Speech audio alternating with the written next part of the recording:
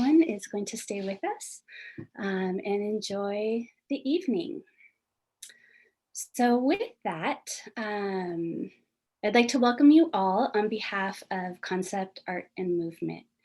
We are an incubator of arts and culture El Dorado, and we are dedicated to amplifying the voices of California Indian community curators and artists in the region. We exhibit Californian Native American art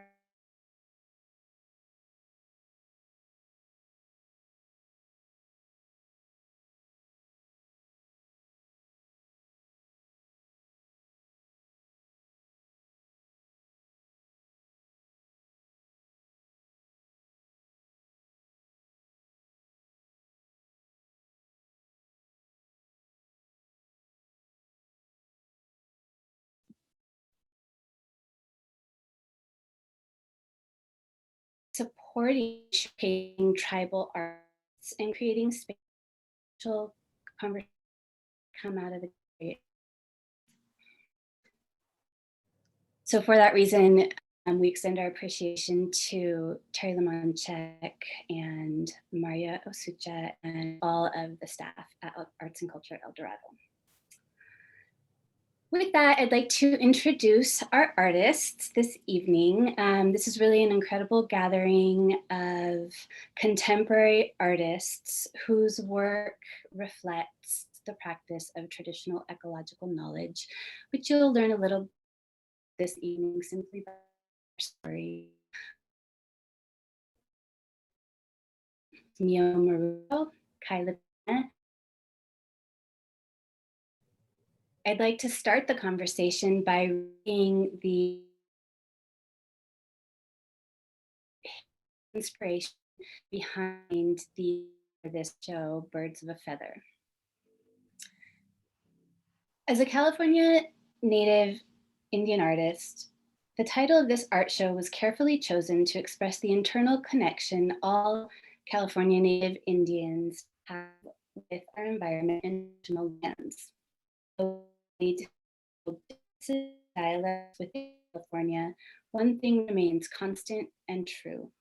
As California natives, we are all interconnected, not just through genetics, but spiritually with our generational connection to Mother Earth.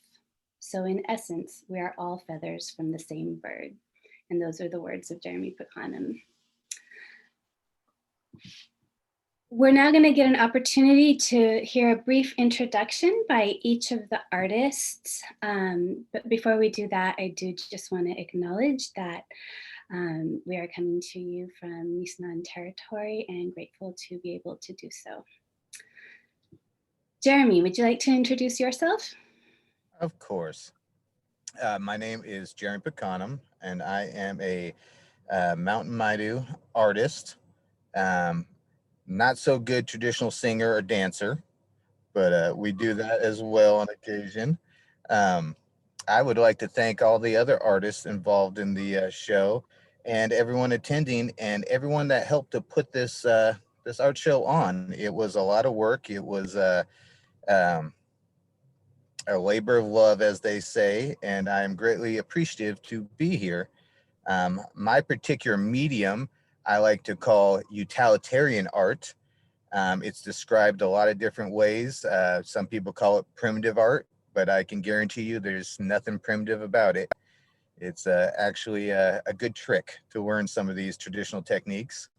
And thank everyone for having me. Thank you, Jeremy. And Meyo, would you like to introduce yourself next?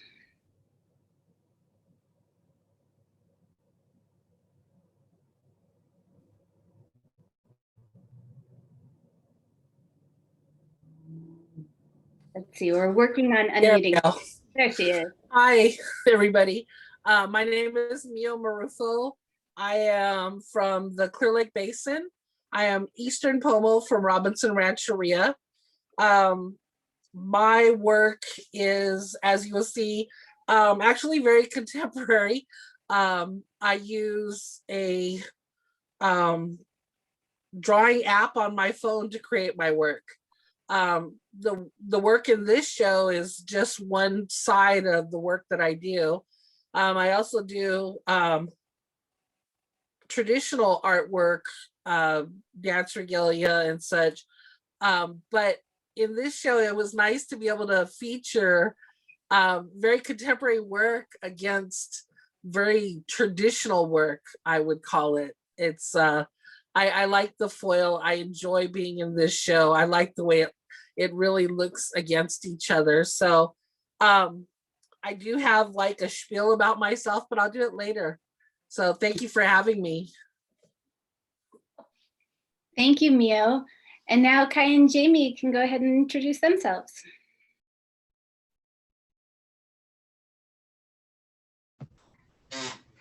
Hi, my name is Kai LaPena. I am from the Wintu tribe. We come out of just north of Reading. A lot of our traditional territory is actually underneath major reservoirs. I do feather work and do a lot of more scholarly type works with traditional ecological knowledge and land-based learning, and just happy to be a part of this show.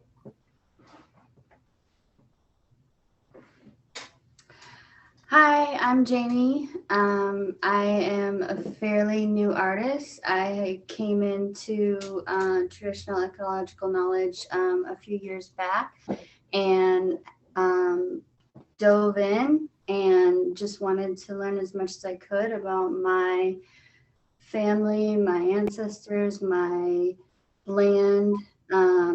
We come from Sacramento Valley, and just the other day I was able to walk another tribe's territory that is on a mountain, and there's still evidence of them there. And it's just sort of sad and happy for them, but sort of sad that Sacramento is so populated. There's not a lot of evidence of us here anymore, but we are working towards reminding everybody that we still exist, and just getting the knowledge out there to educate the community. So I'm happy to be a part of it, and thank you. Thank you both. And Maria, would you like to briefly introduce yourself? We couldn't have done this show or this presentation without you. I'm Maria. I work with Arts and Culture El Dorado, and I help to facilitate exhibitions such as it is. But I'm just really grateful that you all have chosen to share your work with us, and that you so graciously filled our space with your work and invited the community in to experience and appreciate it. So I just want to extend my thanks to you as artists, and to Sigrid as well for all of her hard work. And thanks for being here tonight with everyone. Thank you, Maria. And, thank you to everyone who's joined us here this evening. It's really just a pleasure to come together and contemplate this work, have a conversation, and give everyone a little something to think about. While Maria is sharing her screen so that we can view the artist's work as they speak to us about it, I just wanted to mention that this exhibition was formed in the spirit that we like to work, and that is that it's an artist-led exhibition. So not only did these artists create all the work in this show, but it's really their initiative and work and criteria that has brought it all together to you in the way that you're going to be able to enjoy it this evening.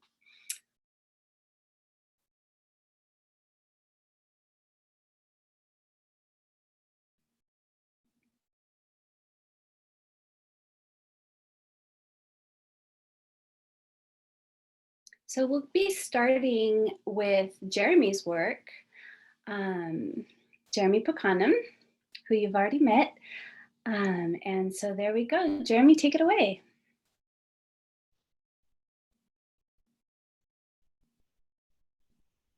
Oh, we're not hearing you.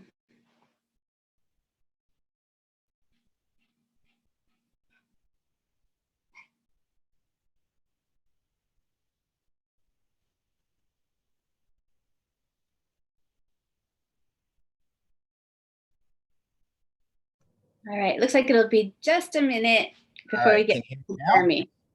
All right, there you are. Sorry about that. That was a rookie mistake. I don't know what happened there. But now that we're unmuted, thank you very much. And yeah, the first piece that you'll see in the slideshow is one of many that is in the gallery right now for everyone to view and to go experience. And when I was choosing pieces for this show, I tried to put an emphasis on that generational connection with the earth.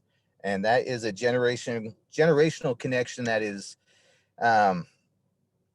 starts at a very early age, obviously, just by the wording involved in it. This is something we're taught from birth. It's something that is just ingrained in us. The piece in front of you is a full-size mannequin that is adorned with many, many items. What you are specifically seeing directly in front of you in the upper body of this mannequin is traditional mountain Maidu body armor, believe it or not. So this gentleman right here is all dressed up for an argument. Some of the artwork that I do, as I spoke earlier, is utilitarian art. Everything you see here is fully functional, and it's done with traditional tools and methods. And I kind of specialize, as I like to jokingly say, some of the sharp, pointy things because I'm a guy. I grew up doing guy stuff and running around the woods and being a hunt and fishing kind of guy. And I kind of gravitate towards that. So this body armor that we were speaking about, I specifically chose for this show because of that generational connection that I just mentioned. The body armor you see is woven. It's twined much like a traditional basket, except the interior is made of about 1/2 inch to 3/8 inch service berry, which is a particular high altitude plant that grows. It's a bush. It is a cousin to mountain mahogany, so it's very hard wood. And that traditional connection we were talking about, that body armor right there, those sticks were groomed and shaped along with the forest to produce the straightest stick possible. So what I mean is that particular bush was trimmed periodically by my father so those sticks would grow straight and true to the sun. So that's another good trick of how to get a straight stick. Of course, there's other ways of straightening wood after the fact, but it all starts there. So this particular piece of art that is actually functional was started and shaped and molded with the help of the forest a generation before I was born. My father started grooming this particular spot in the forest, and it's quite common. We all have our little hiding spots where we do this. And he grew these sticks for me. I, in turn, about 22, 23 years later, harvested them and sewed them together. So the sewing process, because I, in this day and age, you know, you do a little bit at a time and you got to get up and go to work the next day. So you do a little bit more. So it took about close to 2 years to just sew it all together, really form it, shape it, really make it what it is, with all the final details towards the end. So all inclusive, that piece of artwork is about 24 to 25 years in the making. So that is a great example of a generational connection with the land, shaping the land to help you and you help it. Now you can do that through many different ways. I don't want to go down the rabbit hole, but that generational connection with the land is how you sustain life. If you just drop even the best woodsman in the forest, just drop him out of the airplane, he's going to have an awful hard time making a living. For us, of course, it was a very long process, thousands of years that we have been connected and harvesting this land here in California. And along the way, you're able to develop this kind of technology and level of artwork where you can produce the items you see in front of you. So the practical utilitarian use of that particular piece is aero defense. It is made to protect your body in an argument.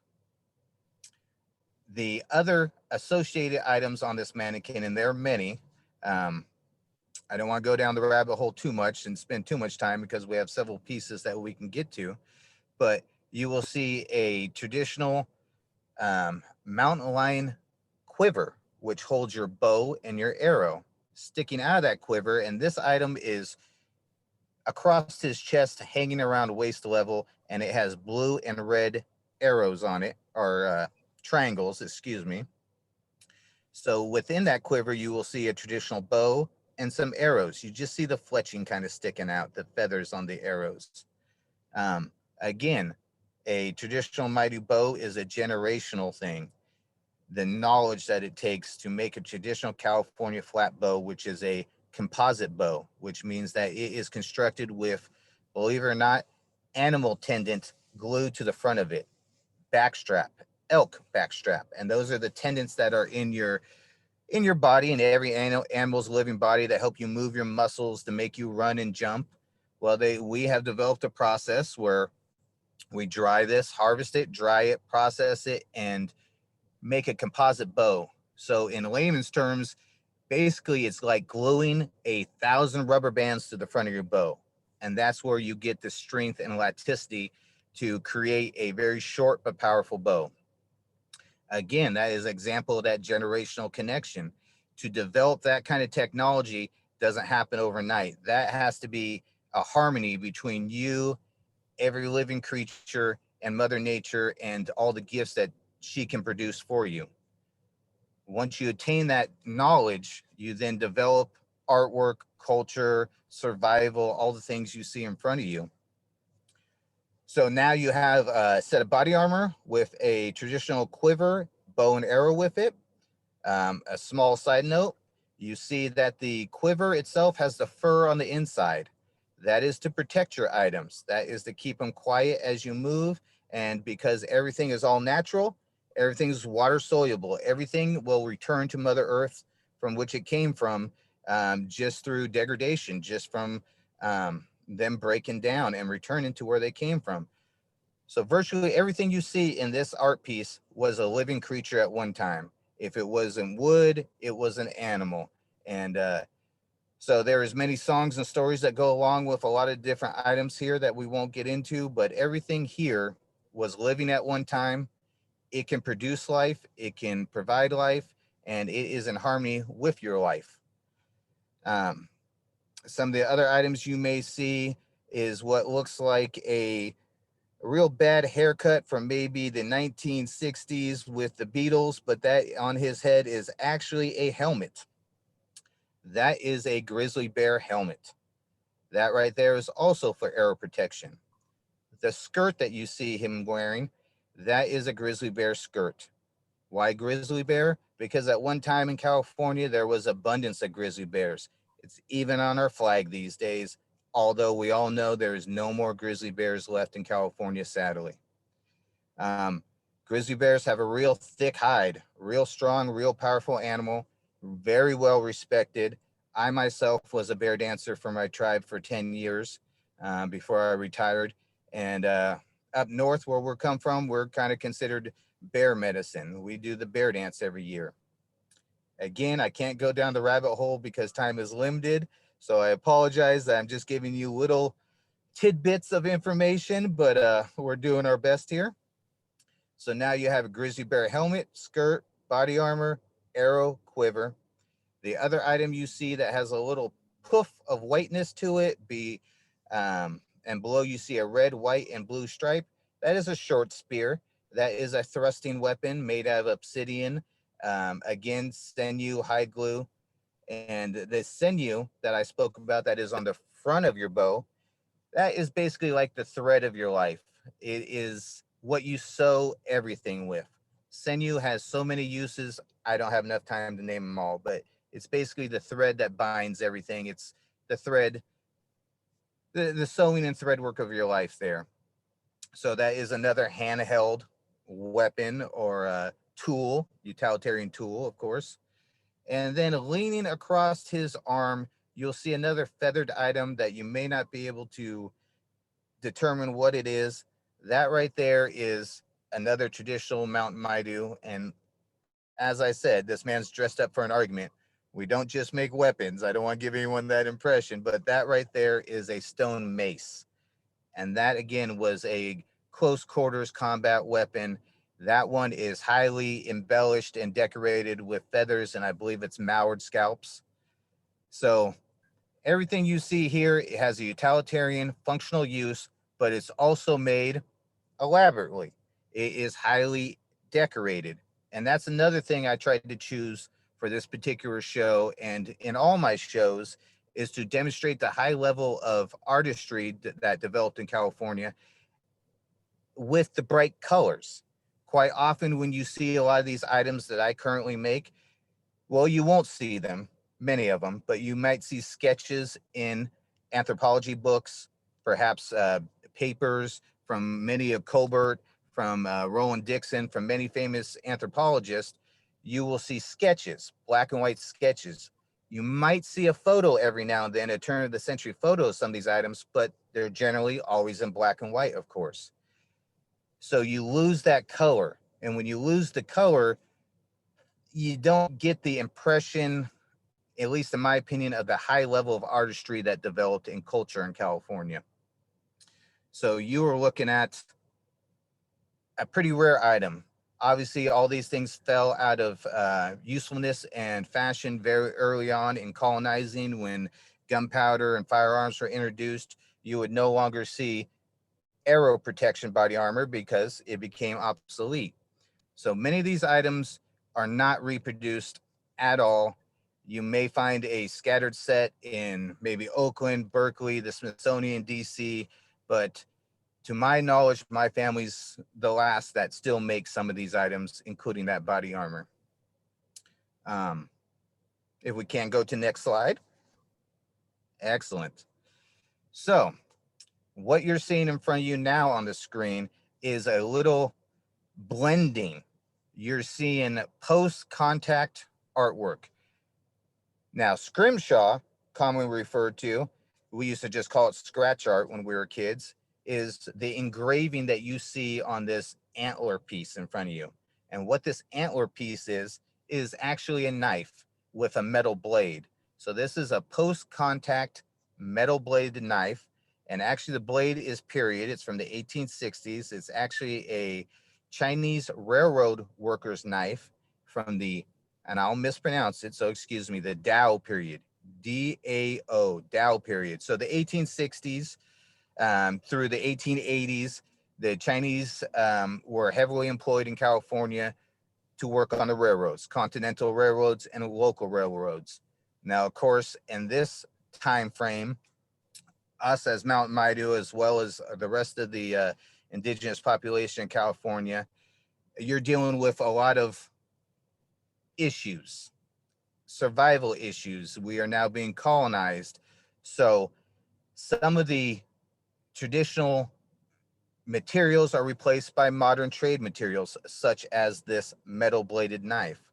And they were attained either through trade or by any means necessary.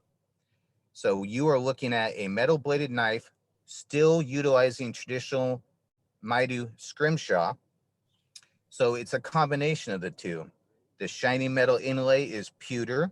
Pewter is a very turn of the century 1860s style mixture of lead and pewter makes, or excuse me, lead and tin makes pewter. Obviously, it's not commonly used anymore because now we know that lead is poisonous, but we still use the period correct materials when I create my art. Again, this is fully functional. What you're looking at, representation of woodpecker. He has abalone inlay in his eyes. He has pewter inlay throughout the piece, and he is heavily scrimshawed. And you're looking at elk antler. The handle is made out of elk antler. The knife sheath is also made out of elk antler. And the string that you see in the middle that ties it together so your knife doesn't fall out, that is made out of dogbane. So that is another example of traditional art. Now we're moving into the contemporary. There's a mixture of the two. You still do not, if at all possible, lose your traditional ways, lose your traditional art. Of course, they're going to be influenced by modern society, pop culture, whatever have you. Times are changing, and this is an example of times changing. In the last slide that we saw, we were seeing examples of obsidian work, which is stone work, which would be pre-contact work. Now you're looking at post-contact. I believe we have another slide too. Again, another example, this one highly embellished. What you're looking at again is another steel-bladed knife. It's internally kept in the sheath. That's why you don't see the blade. The sheath is what you see with the abalone inlay and the dots. Well, I guess I can't say that. They both have dots of abalone, the handle and the knife sheath. Still utilizing traditional Mountain Maidu scrimshaw. The design you see has many different names. Depends where you're from, how you use it with your particular cultural expression of it. In my neck of the woods, you can call it a mountain design. You can call it a frog's foot. Lots of different names for different. It's basically all basket designs. You use the same designs in basket as you do other forms of art. One thing that you won't be able to see, if you count all the abalone inlay, you will come up with a multiple of 5. In all my artwork, if you pay close attention to maybe feather work, maybe the paint, the design in paint, it's always a multiple of 5 because we have 5 directions in Mountain Maidu culture. 5 is an easy way to describe it. It's basically creator's lucky number, so it's your lucky number. We have 5 directions. We have 5 winds in our valley: north, south, east, west, and northeast. So with 5 directions, sometimes they jokingly call us the Lost Indians because they only recognize 4 directions where there's many more, as we know. So again, pewter inlay, abalone, elk antler, traditional scrimshaw, and around an 1880s period knife blade internally in the sheath that you cannot see. In the center of this piece, you will see brain tanned elk hide instead of dogbane cordage. And this is another example of the old meeting the new. And then I think we have another slide.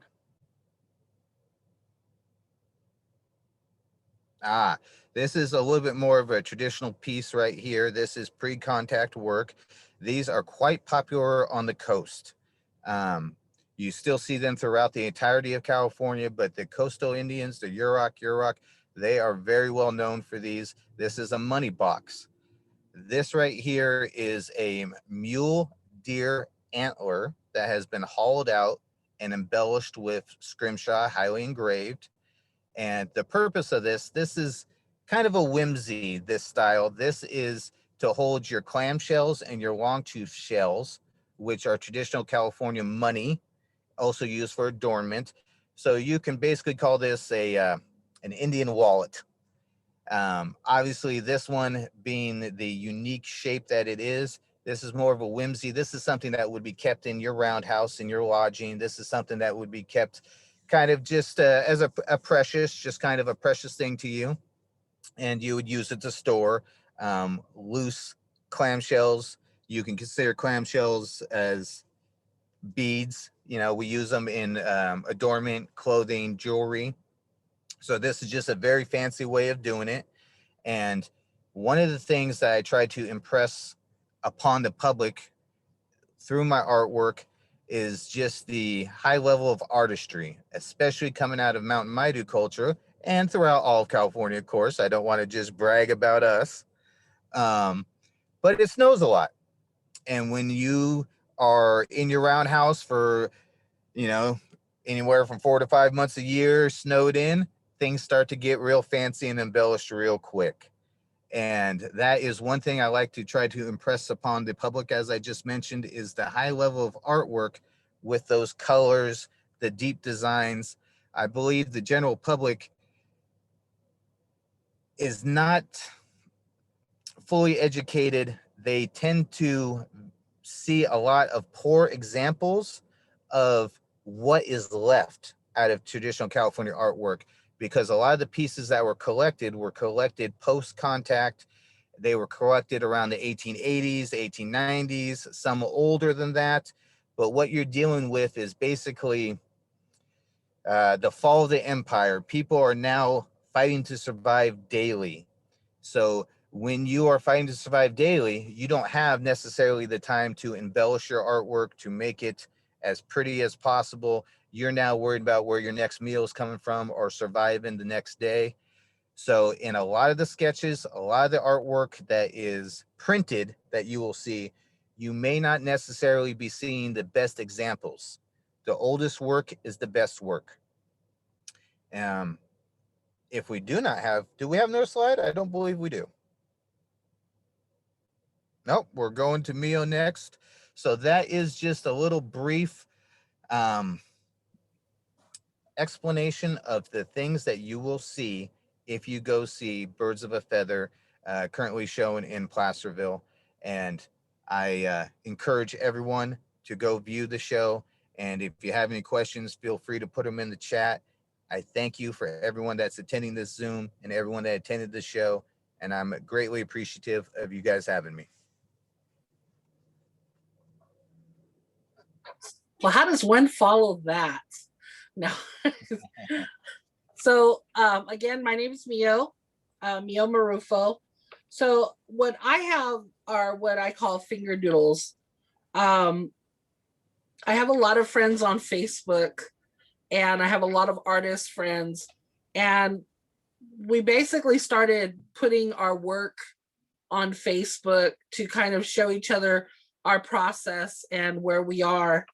I started doing doodles on a drawing application just to share little bits and pieces of my life.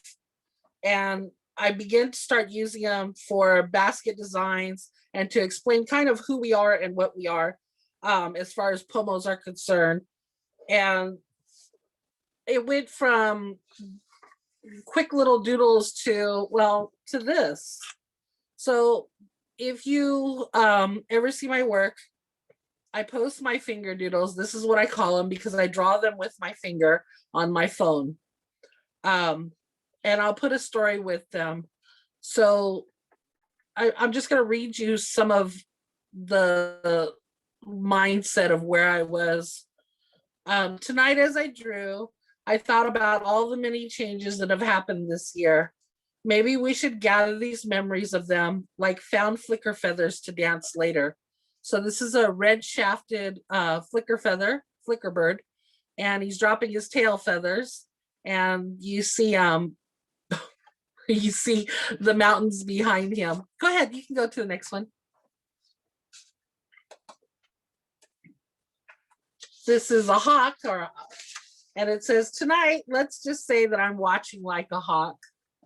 And sometimes you draw very serious things and you need to just put kind of unserious phrases with it. I tried to make my artwork, I purposely called them finger doodles because I wanted to keep them fun. I don't tend to want them taken too seriously, but even though they're serious, there's always that aspect of trying to have humor in them to keep us grounded. Go ahead, next one.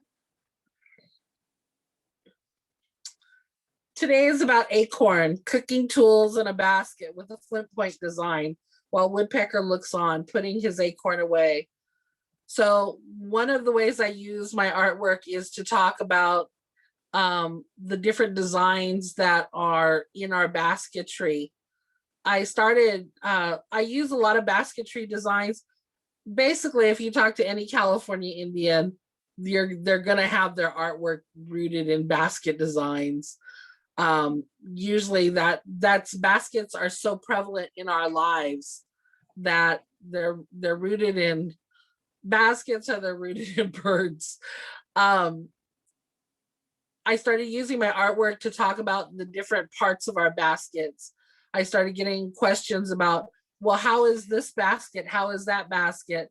And so my basket doodles, which I call them, either show a design or a use or what they're made of. So this one is a flint point design. I usually always tell what design it is with it. And then this is an acorn basket. So it's coiled to hold water. And then those are acorn making tools. It's an oak spoon that you use the stones in the basket with for cooking our acorn. And then it's a nut acorn woodpecker. Next slide. So these are two different pieces, but they're variations on our deer hoof pattern, our deer design. So today it is a deer design. This design comes from the deer hooves. Imagine walking and seeing the bichet tracks in the mud, and then really seeing the tracks and the shape. So when you're looking upon these, when you look upon these designs, you often kind of take what's in front of you. And this one is very clear as to how the design looks when you see the tracks. But we have other designs like our grizzly bear design, which is not based on the paw print. It's based on the marks that the bear leaves in the tree when it scratches the tree. But this one is clearly the hoof. And so I drew two different ones. I drew one that's very serious to me. He's jumping, he's leaping, and it has clamshell discs, which Jeremy touched upon in his talk. And if you look closely at the basket pattern on the right, it is one of our feather baskets. We use a lot of feathers in our basketry in Pomo country. And so the feathers are individually woven into the baskets until they overlay, and then the feathers create the design pattern rather than changing your color materials from redbud to sedge or to bulrush. The other one is, the other one is just a tad more innocent. I saw these two going to work one day, so I stopped and just drew them. I don't know if we have any other ones. I think that's my last slide. Yeah. Very quick. And Kai is next. Thank you so much.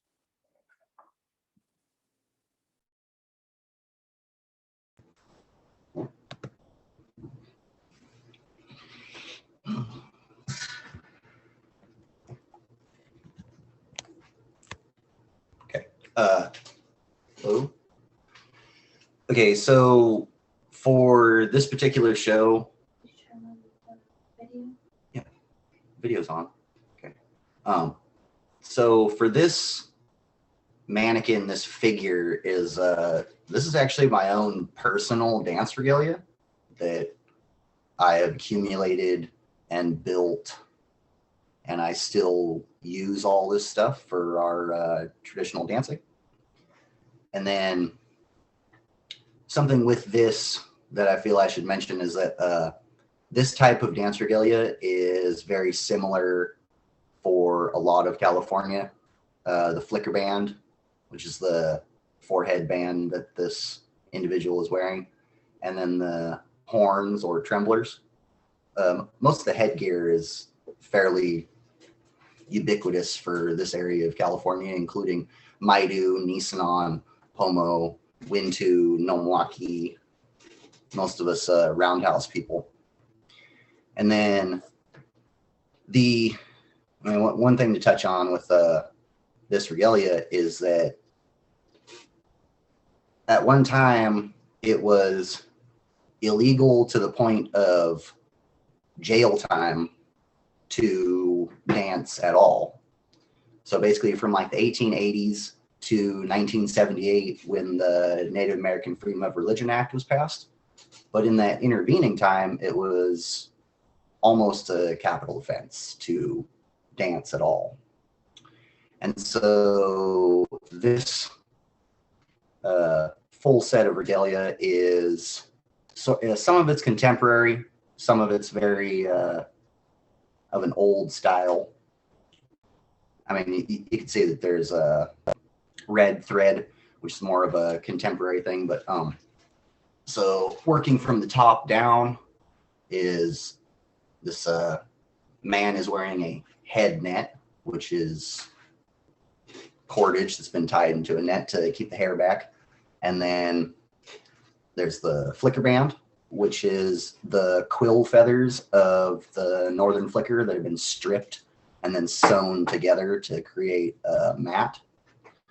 Then on the back of the head is what we call a hat, man's hat. There's different words for it in the traditional language for different peoples, but it's just man's hat. And so that piece is actually, it's magpie center tail feathers that are stuffed into a quill that's been folded back on itself. And then the outer wrap, which is sort of more of a gray, those are made out of Canada goose feathers. And then, let's see, as we work down to the belt that he's wearing, that belt is about 15 mallard duck scalps that are sewn down onto a canvas backer, and then it's hand beaded over the surface, glass beads. I mean, but that piece in and of itself probably took me like over a week just to do the sewing. And so a lot of this stuff is incredibly like labor intensive. And then none of these birds were shot. These are all roadkill and collect, or from molting sites where the birds like to hang out. And so this regalia, my personal dance regalia, it's important to me. It's for us, all of these objects have a life of their own, and so they have to be spoken to and taken care of the way you would take care of a child. I guess there's not very much to really look at because it's just this one slide, but there's a lot involved in just this, what seems like a simple ensemble. And not really sure where to go from there, but for the Q&A portion, if anybody has any more questions, I'd be happy to answer them at that time.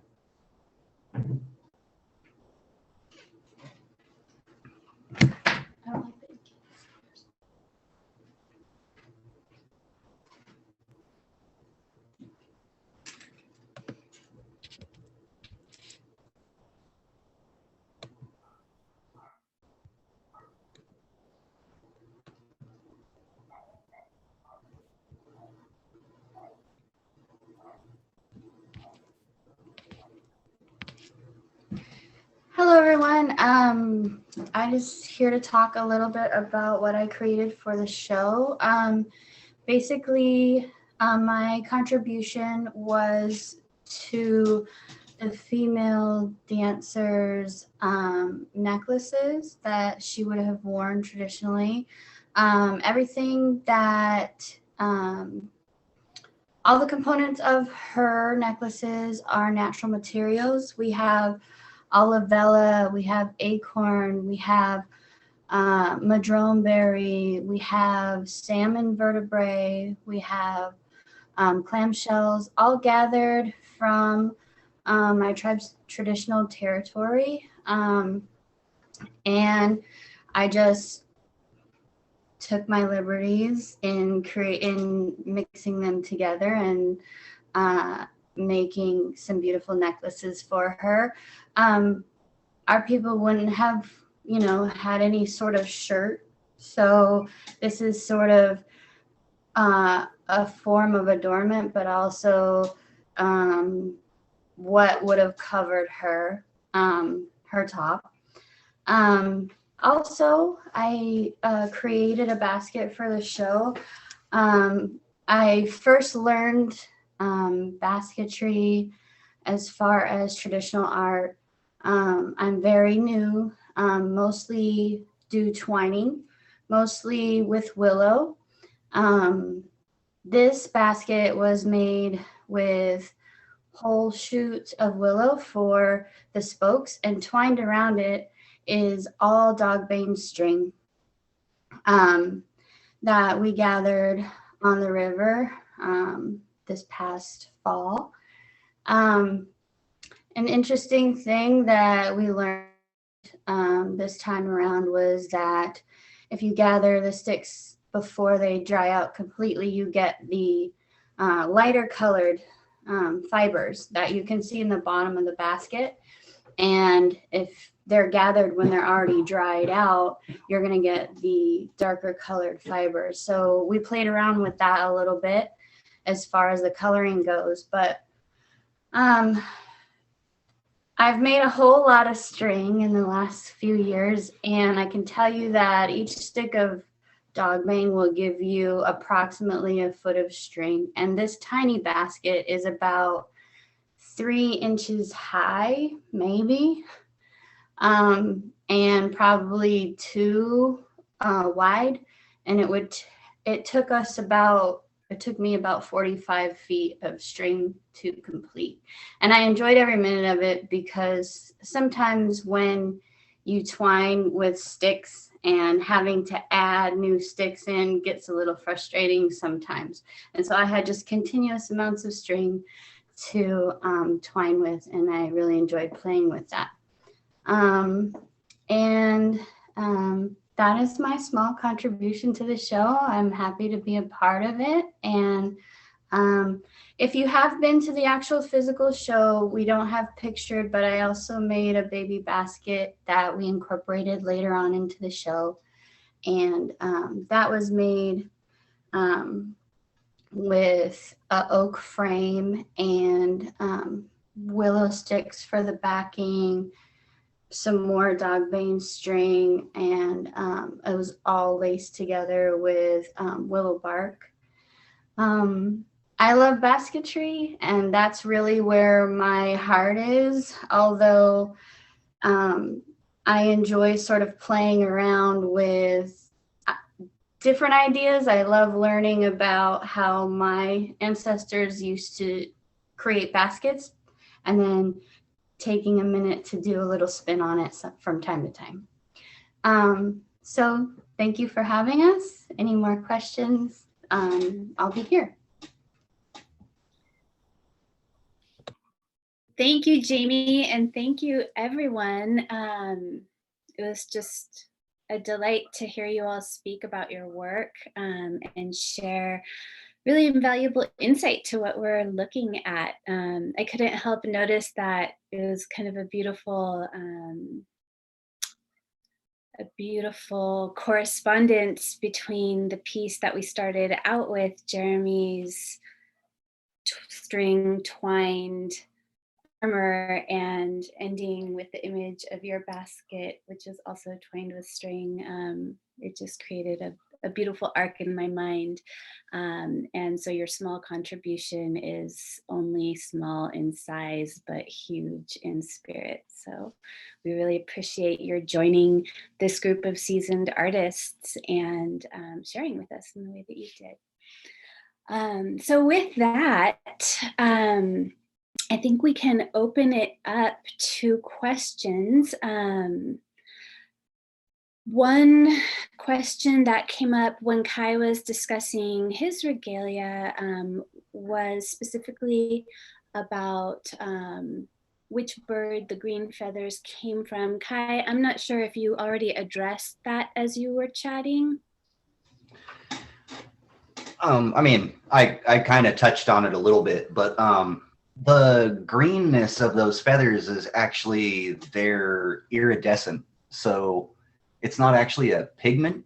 The feather itself is actually like gray and they're the center tail feathers of a magpie. Like For the mag. Yeah. So they're the iridescence is like just like small plates on the feather itself in the feather that produce the color.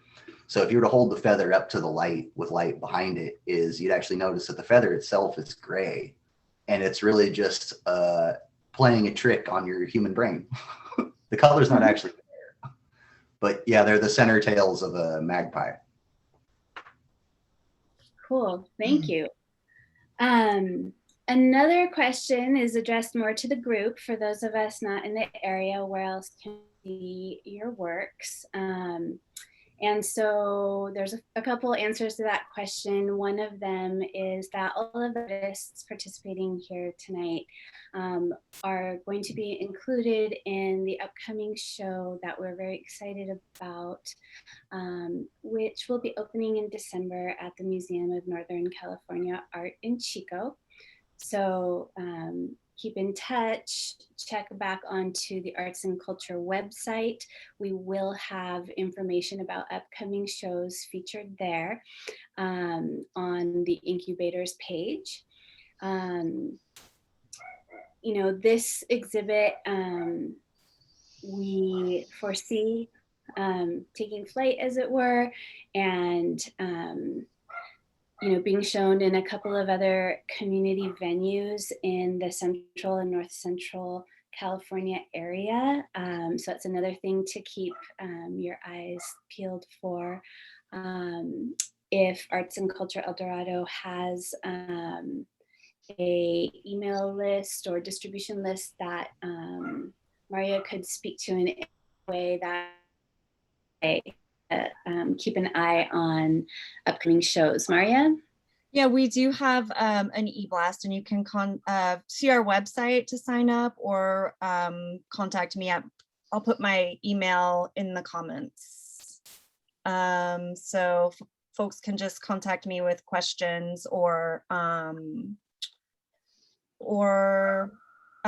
sign up.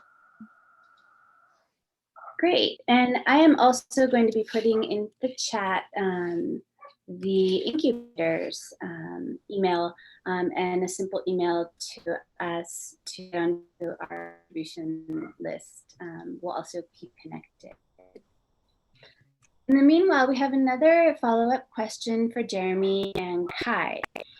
I'm reading, when you pick the materials and particularly colors for your art, is that a traditional choice too, or purely aesthetic? Like why blue and red on Jeremy's armor, or why green feathers on the headdress?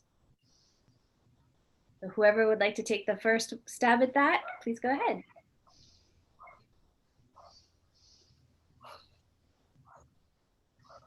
All right. So for the regalia that I produce, is most of the pieces have stories that are connected with them, and there are rules that are set down for colors, species, what feathers are used where. And so these stories tell us kind of a guideline of how things are supposed to be produced. The hats are supposed to be black, whether that be magpie, blackbird, raven, crow. These things is that these objects are very, very old. Like there's in archaeological records, in sites, is that they find pieces that are recognizable as being parts of regalia. So that shows that we've actually been using and producing a specific style of regalia for probably over 5,000 years. And so these stories that tell us how they're supposed to be produced, that's how they're done. Thank you, Kai. Okay, I guess I'm next. When it comes to the colors that I was talking about, as Kai was just mentioning, we have a very strong and rich dance culture in California. And along with that, there is plenty of rules and regulations to what is used, when is used, and what colors are used when it comes to the traditional dance regalia. I'm fortunate enough with a lot of stuff that I produce, I don't have the said rules because um, dance culture is very different situation. So with me and my art, I'm basically limited to what Mother Nature produces, what colors are out there in nature. I can produce basically earth tones. A lot of the color is the black is black charcoal mixed with high glue. The white is white clay that comes out of Pit River. The red will be red clay dirt mixed in with hide glue. The blue is, I don't know the scientific name, it is a mineral. It's a rock that is ground up. And in my particular neck of the woods, we attain it a lot from in trade from the Washoe. Uh, so I don't have as many regulations to follow, but I am limited by Mother Nature. Thank you, Jeremy.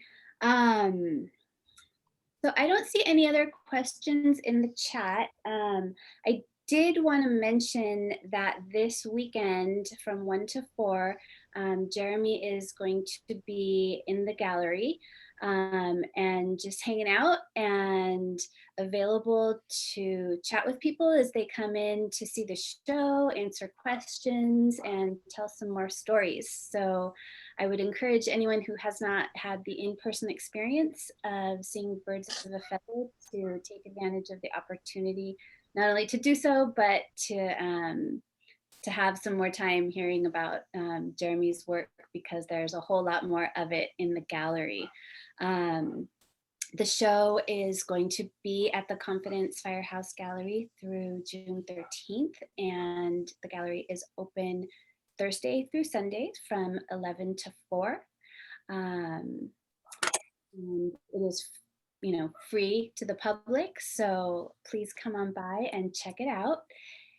At this time, before we wrap up, if anyone else has any burning questions, we just invite. Ingrid? Yes. So there was a question in the chat about how do you get a hold of us, or how do you see us? My Instagram account and my Facebook account are very easy. Meyo Marrufo.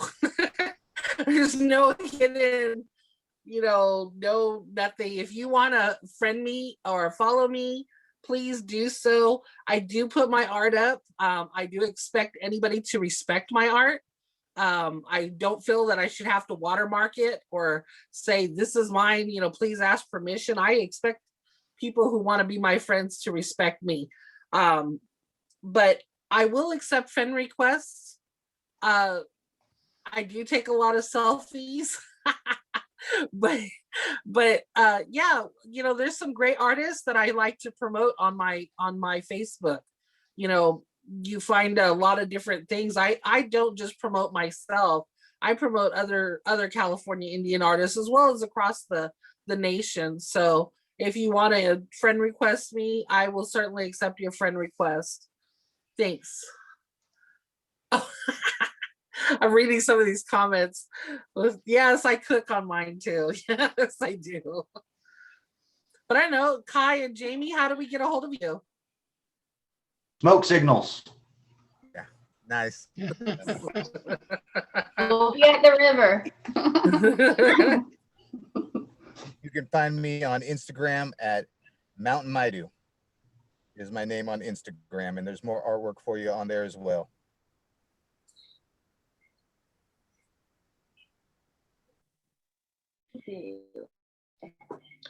So let's just give one more chance. If there's anyone in the audience who has a question they would like to address to the group. You had a hand raised, Anton. Yeah, I just want to thank you all because having sat a number of the shows in the gallery, I have to say that this particular show has been very popular, and I think has generated more questions and a sense of involvement than nearly any other show that I've been there for. And Nice. I'm so grateful for everyone sharing their process and their background in the history that, you know, so many of us are so completely unaware of. And just the imagination and the is that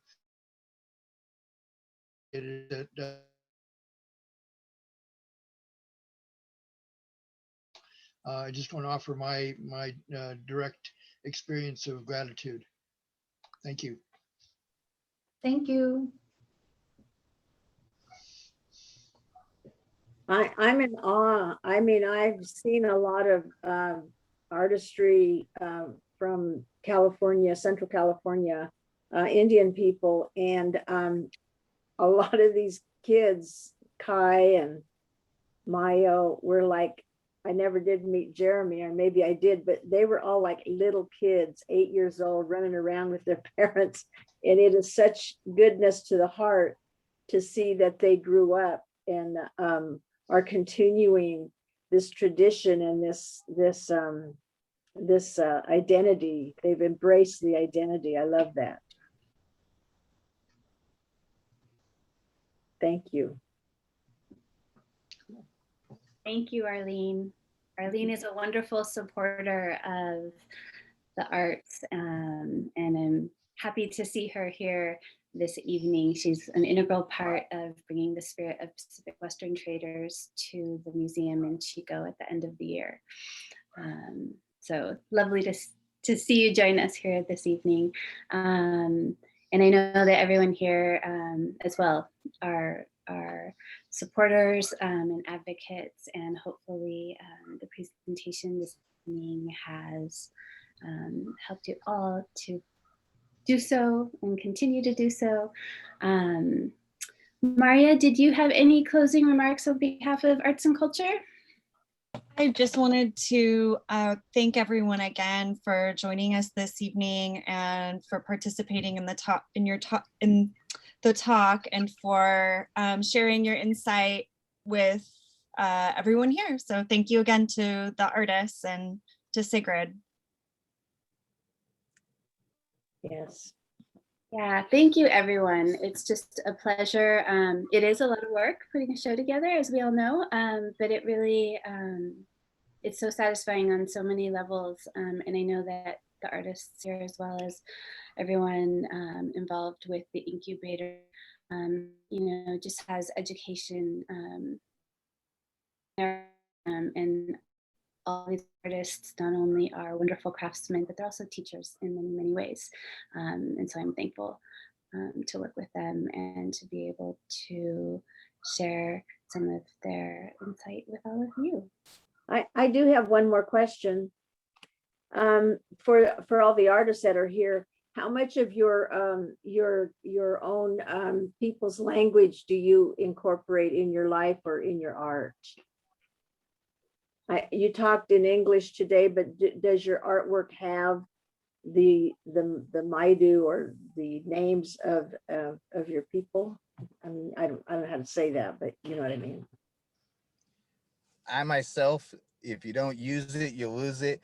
And unfortunately, I know all the traditional names for most of my pieces, but these days,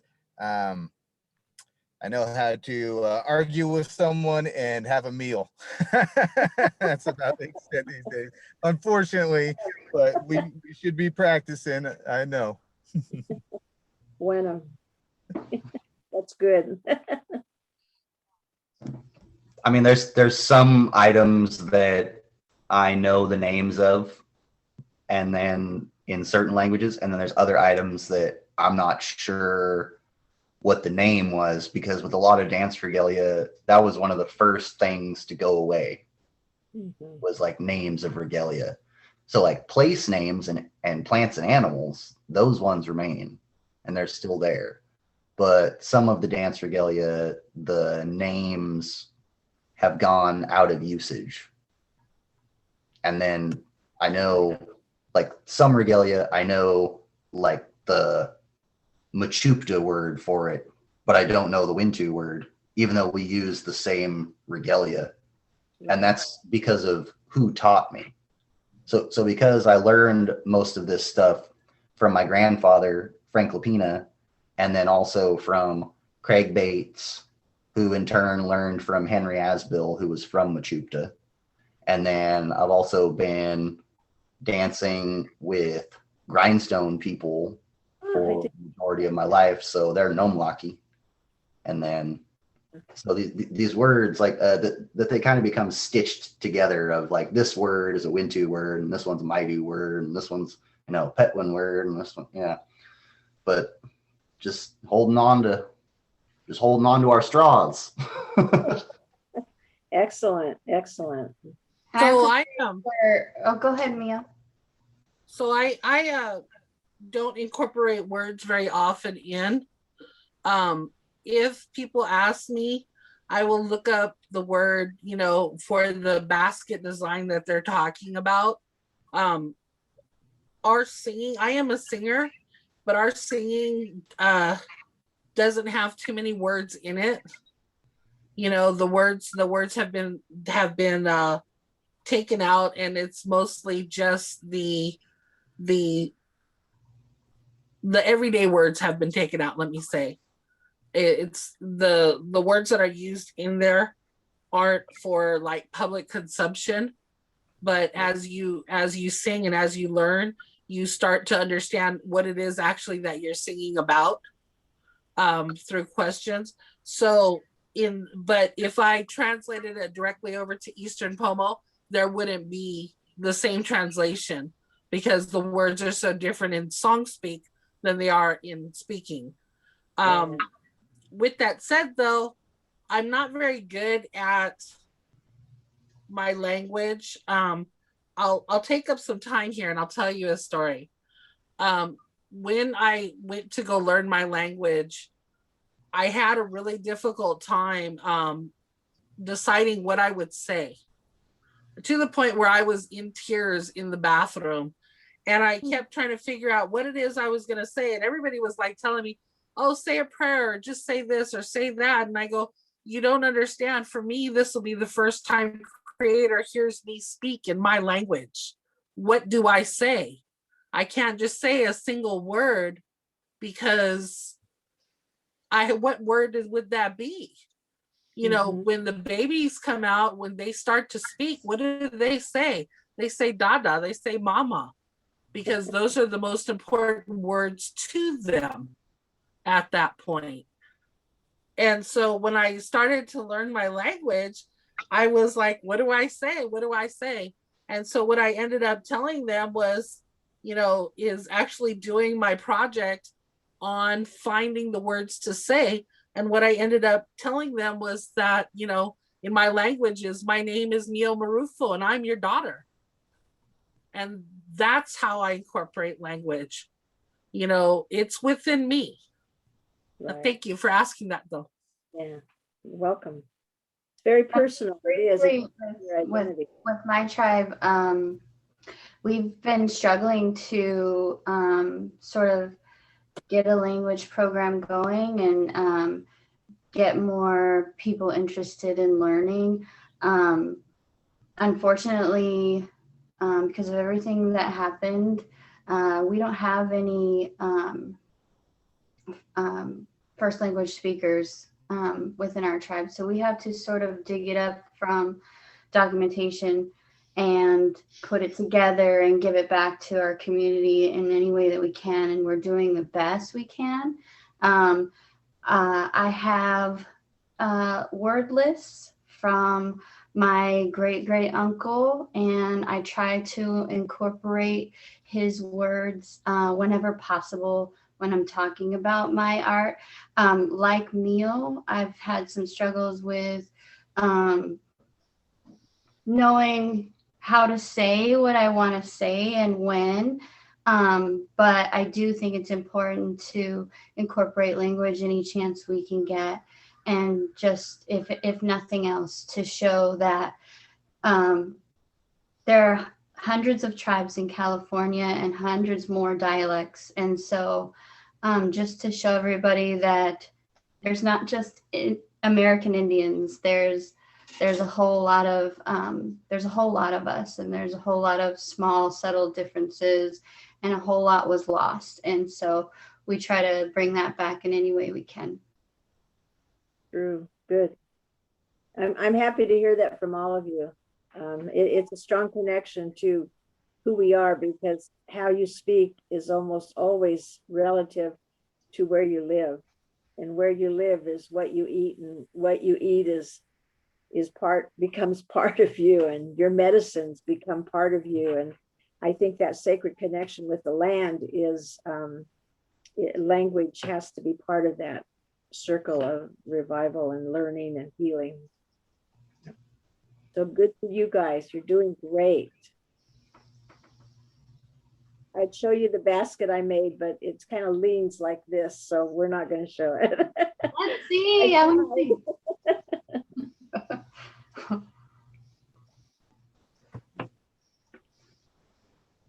Thank you, Arlene. You're welcome. All right. Any other closing comments? This has just been a delightful conversation. Thank you all. Many blessings to everyone.